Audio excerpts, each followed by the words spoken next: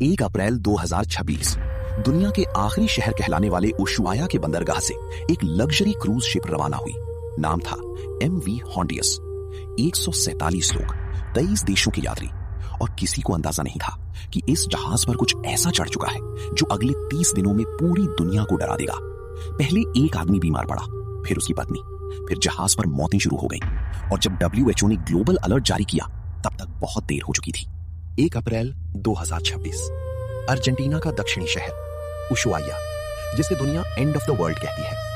ठंडी हवाएं, समुद्र के ऊपर उड़ते पक्षी और बंदरगाह पर खड़ा एक विशाल जहाज MV हॉन्डियस, एक Dutch luxury expedition cruise ship. इस जहाज पर सवार थे 147 लोग, 88 यात्री और 59 क्रू मेंबर। कुछ लोग छुट्टियां मनाने आए थे, कुछ एंटार्क्टिका देखने, तो कुछ दुनिया के सबसे दूर द्वीपों की यात्रा के लिए। जहाज के अंदर सब कुछ किसी फिल्म जैसा था। लग्जरी कमरे, महंगा खाना, ग्लास की दीवारों से दिखता समुद्र और हर चेहरे पर एक्साइटमेंट। लेकिन उसी जहाज पर एक ऐसा वायरस भी था जो अभी तक किसी को दिखाई नहीं दे रहा था।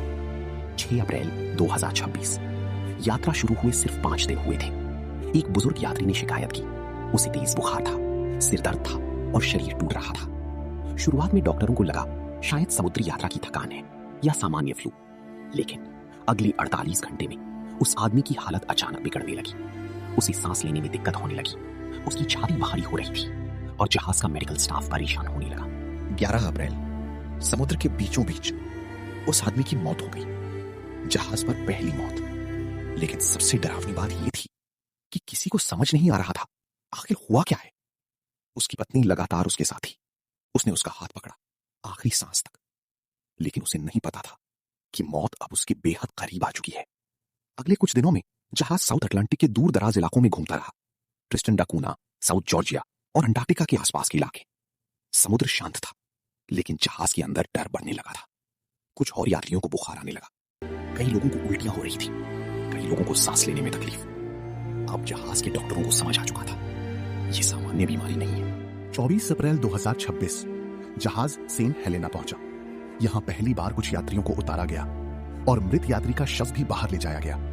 उसकी पत्नी को एयरलिफ्ट करके जोहानिसबर्ग भेजा गया क्योंकि उसकी हालत भी बिगड़ चुकी। लेकिन 26 अप्रैल को उस महिला की भी मौत हो गई। अब तक 2 मौतें हो चुकी थी और दुनिया के कई देशों में खबर फैलने लगी थी कि एक क्रूज शिप पर रहस्यमयी बीमारी फैल रही है। इसी बीच जहाज पर एक और यात्री की हालत गंभीर हो गई। उसे तेज खांसी, खून की उल्टियां और फेफड़ों में इंफेक्शन हो चुका था। कुछ ही समय बाद तीसरी मौत भी हो गई। अब पूरे जहाज पर डर था।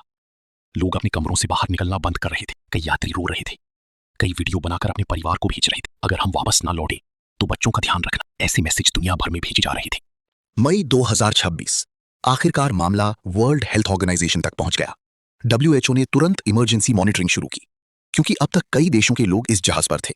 America, Britain, France, Spain, Germany, Netherland और कई दूसरे देश। अब वैज्ञानिकों ने जांच शुरू की। कुछ दिनों बाद रिपोर्ट सामने आई।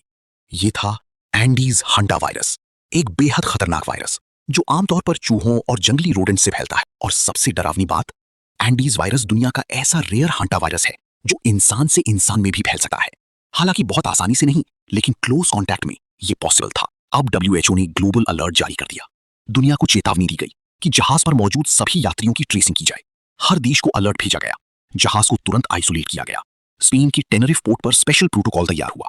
पूरे इलाके को बंद कर दिया गया। मेडिकल टीम PPE सूट पहनकर पहुंची। एम्बुलेंसेस तैयार थी और पैसेंजर्स को सील्ड ट्रांसपोर्ट में बाहर निकाला गया। कई लोगों को क्वारंटीन में भेजा गया। कुछ पैसेंजर्स अमेरिका भेजे गए, कुछ UK, कुछ फ्रांस। हर कोई डरा हुआ था क्योंकि दुनिया अभी भी कोविड-19 की याद नहीं भूली थी। सोशल मीडिया पर लोग कहने लगे, क्या एक और महामारी शुरू होने वाली है? लेकिन WHO ने कहा, रिस्क लो है, ये कोविड जैसा तेजी से फैलने वाला वायरस नहीं है। फिर भी दुनिया की निगाहें इसी जहाज पर टिक गईं। जांच में पता चला संभव है पहला संक्रमित व्यक्ति यात्रा शुरू होने से पहले ही वायरस लेकर जहाज पर चढ़ा था। शायद अर्जेंटीना या चिली में कहीं एक्सपोजर हुआ। कुछ एक्सपर्ट्स ने कहा संभव है रोडेंट एक्सपोजर किसी लैंडफिल एरिया में हुआ हो। लेकिन सच क्या था, ये आज भी पूरी तरह साफ नहीं हो पाया। इस घटना ने पूरी दुनिया को एक बार फिर याद दिलाया कि इंसान चाहे कितनी भी टेक्नोलॉजी बना ले, प्रकृति के सामने वो आज भी कमजोर है। एक छोटा सा वायरस समुद्र के बीच एक लग्जरी शिप को चलता फिरता क्वारंटाइन जोन बना सकता है। MV हॉन्डियस की ये यात्रा सिर्फ एक क्रूज नहीं रही, ये 2026 की सबसे डरावनी मेडिकल मिस्ट्री बन गई। और उन यात्रियों के लिए जो उस जहाज पर थे, समुद्र की वो यात्रा जिंदगी का सबसे भयावह सपना बन गई।